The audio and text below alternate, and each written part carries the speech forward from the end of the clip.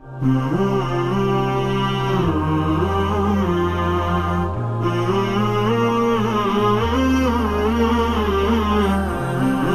کے مطابق جو لوگ رمضان کے 30 روزوں کا اہتمام کرتے ہیں ان میں کینسر، ہارٹ اٹیک اور دماغی بیماریوں کے پیدا ہونے کے خطرے بہت کم ہو جاتے ہیں۔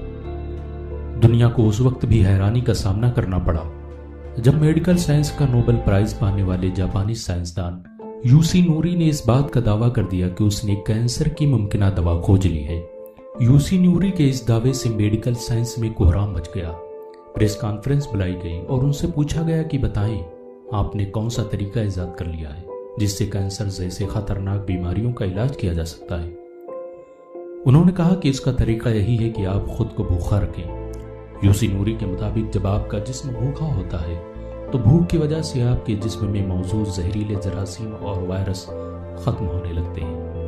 انہوں نے کہا کہ کینسر کی وجہ سے آپ کے جسم میں موجود سیل اور کوشکائیں کمزور ہو جاتی ہیں اور ان میں زخم پیدا ہونے لگتے ہیں۔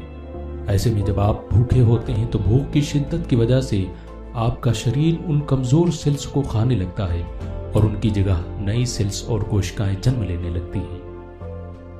جب یہ عمل کئی دنوں تک چلتا ہے اور آپ لگاتار کئی دنوں تک بھوکے رہتے ہیں تو آپ میں موجود کینسر کی بیماری دھیرے دھیرے ختم ہو جاتی ہے۔ یوشی نوری سے جب لوگوں نے پوچھا کہ انہیں کتنے دنوں تک بھوکا رہنا چاہیے، انہوں نے جواب دیا کہ اگر آپ سال میں 20 سے 25 دن تک بھوکے رہتے ہیں تو آپ کو کینسر سمیت پاگل پن اور تمام طرح کی بیماریوں سے محفوظ رہ سکتے ہیں۔ یوسی نوری کو ان کی اس کھوج کے لیے میڈیکل سائنس کا سب سے بڑا ایوارڈ نوبل پرائز دیا گیا، لیکن اسلام نے تو آج سے 1400 سال پہلے ہی سب مسلمانوں پر 30 دن کے روزے رکھنا فرض قرار کر دیا تھا۔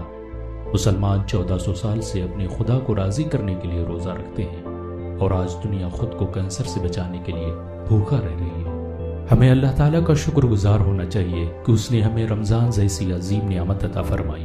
اللہ ہم سب کو رمضان کے مہینے کی قدردانی نصیب فرمائے۔ ہم آپ سے گزارش کرتے ہیں کہ آپ اس ویڈیو کو زیادہ سے زیادہ شیئر کریں تاکہ دنیا کو اس بات کا پتہ چلے کہ اسلام کی ہر بات میں شفا ہے اور دنیا آج جو کچھ بھی بیان کر رہی ہے اسلام